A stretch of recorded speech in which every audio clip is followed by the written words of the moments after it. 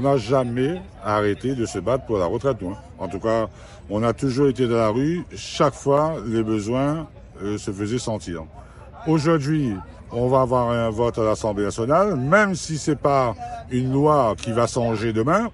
Mais au moins, après avoir été des millions dans la rue, après avoir gagné les élections où le président a ignoré le résultat, aujourd'hui, il met devant le Parlement ce qui est juste, ce qui est démocratique, parce qu'on aurait souhaité soit ça, soit un référendum.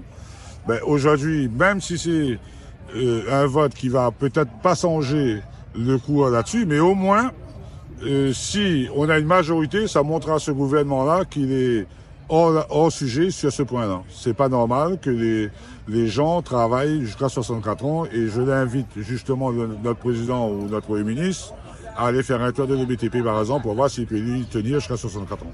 Donc on est dans une continuité qu'on n'a jamais arrêtée. La revendication, c'est se battre pour l'abrogation de la réforme de retraite. Et aujourd'hui, et puis c'est le moment aussi de voir nos politiques sur beaucoup d'engagements qu'ils avaient pris pendant les élections. On va voir, ça se termine majoritairement parmi les députés qui vont voter aujourd'hui. Donc ça, c'est la première chose.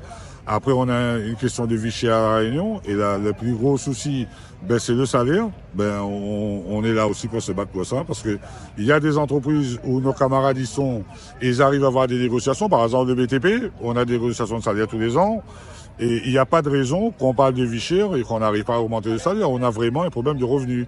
On a des gens de plus en plus pauvres, des travailleurs de plus en plus pauvres. Et demain, on a vu la réforme de France Travail, où quelqu'un part par un rendez-vous va payer 30%, où nos RSA, qui sont des minima sociaux, nous vont travailler 15 heures par semaine gratuitement. Je trouve ça lamentable.